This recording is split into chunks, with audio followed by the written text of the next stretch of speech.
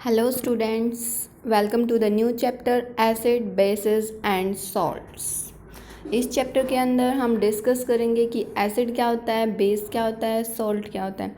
आज तक आपने सिर्फ नेमिंग सुनी होगी इनकी कि ये एसिड है, ये बेस है, लेकिन आज हम इस चैप्टर के अंदर पढ़ेंगे कि हम कौन से सब्सटेंस को कब एसिड बोल सकते हैं, किसको हम बेस बोलते हैं, यानी कि उस सब्सटेंस के अंदर, उस मटेरियल के अंदर क्या कुछ प्रॉपर्टीज़ होनी चाहिए ताकि हम उसको एज अ एसिड और एज अ बेसिक है जो कंसीडर कर सकें। Okay, then let's get start. First one is acid. The word acid comes from the Latin words acerus which means source, यानी कि जो एसिड वर्ड है वो कहाँ से आया है, एक लैटिन वर्ड है जिसका मेन जो मीनिंग है वो क्या है, सोर। सोर मीन्स खट्टा। ओके, यानी कि जो टेस्ट में कैसा होता है, खट्टा।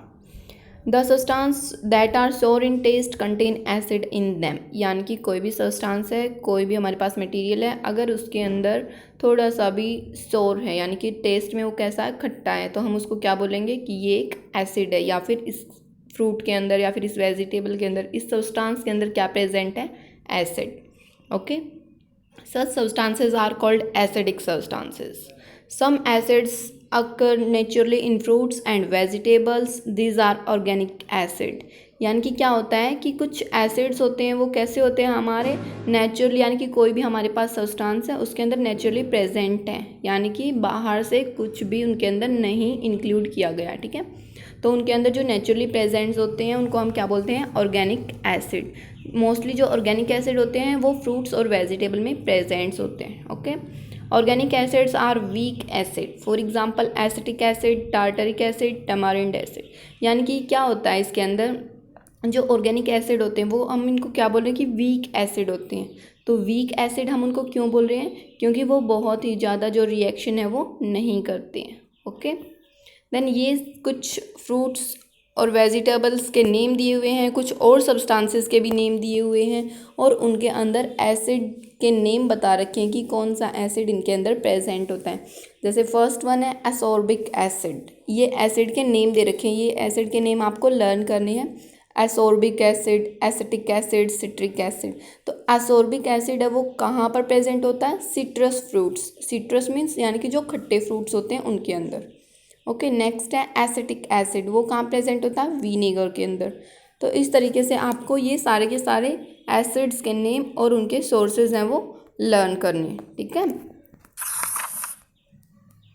अब नेक्स्ट है हमारा some acids are derived from the mineral sources, these are called mineral acid और inorganic acid.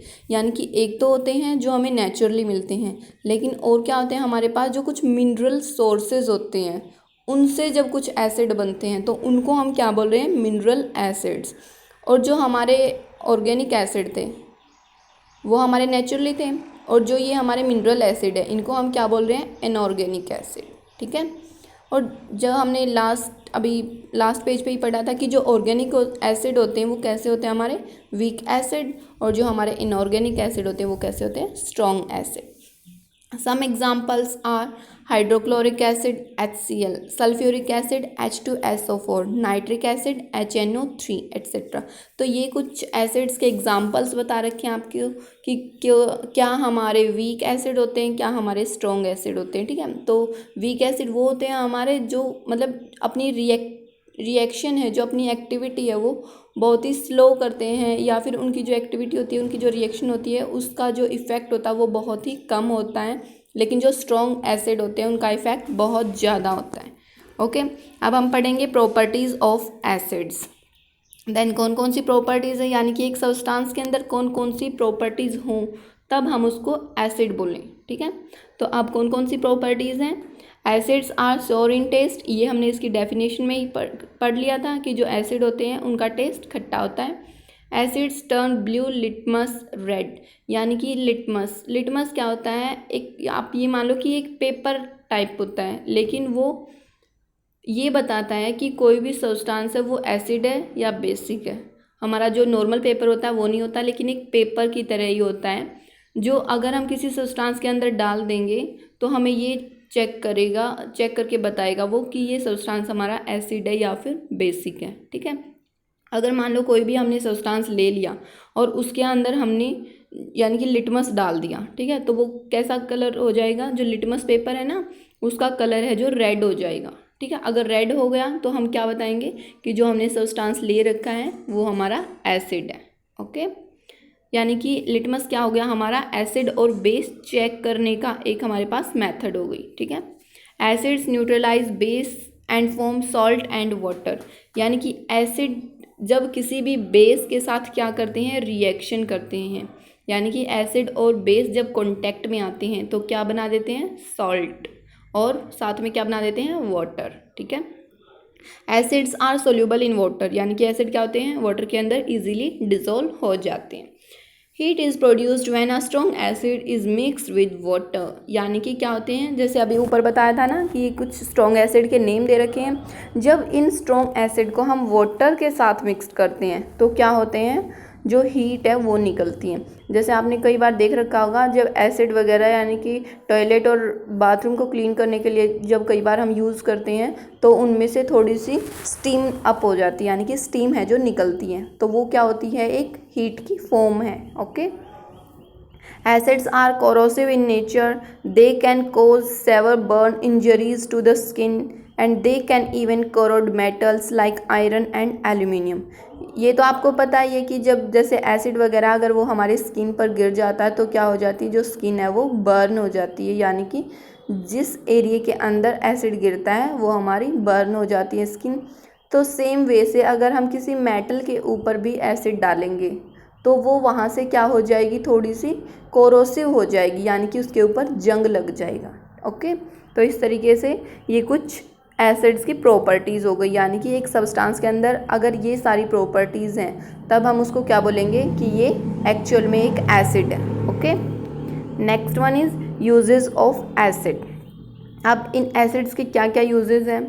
Acids are used in fire extinguisher, यानी कि जैसे ये होते हैं ना हमारे फायर एक्सटिंग्विशर, इनमें भी हमारा जो एसिड है वो यूज़ किया जाता है। Okay, sulphuric acid is widely used in car battery, जो कार के अंदर हम बैटरीज रखते हैं उनके अंदर सल्फ्यूरिक एसिड होता है। Acid such as vinegar are used as preservative, यानी कि कुछ एसिड्स जो हमारे होते हैं, जैसे विनेगर हो गया, जो सिरका होता है हमारा, वो एज अ फूड प्रिजर्वेटिव रखते हैं, यानी कि जो हमारा बहुत सारे जो फूड होते हैं उनको प्रोटेक्ट करने के लिए, ताकि माइक्रो ऑर्गेनिज्म उनके ऊपर अटैक ना कर सके, ठीक है।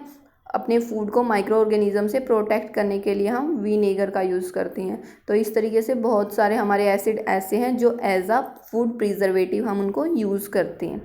Okay, next one is acids are use to remove scales from the boilers use in various industries, यानी कि क्या होता है कि जब कुछ निशान वगैरह हो जाते हैं ना, है ना, यानी कि कुछ स्केल्स वगैरह हो जाते हैं बड़ी बड़ी इंडस्ट्रीज़ में, जो बड़े बड़े बॉयलर्स होते हैं ना, यानी कि बड़े बड़े कंटेनर्स होते हैं, उनके ऊपर जब कुछ स्केल्स हो जाते हैं यानी कि कुछ स्पॉट वगैरह रह जाते हैं तो एसिड की हेल्प से उनको रिमूव कर दिया जाता है।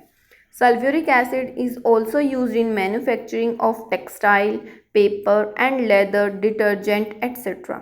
जो सल्फ्यूरिक एसिड है वो हमारा किस में यूज़ होता है, कुछ टेक्सटाइल, पेपर, लेदर, डिटर्जेंट, ये सब इनको बनाने में है जो हमारा जो सल्फ्यूरिक एसिड है वो यूज़ होता है, ठीक है। Next one is nitric acid is used in manufacture of explosive, fertiliser and purification of silver and gold. अब जो नाइट्रिक एसिड है वो भी हमारा किस में यूज़ होता है, कुछ एक्सप्लोजिव बनाने के लिए, कुछ फर्टिलाइज़र्स बनाने के लिए, ठीक है।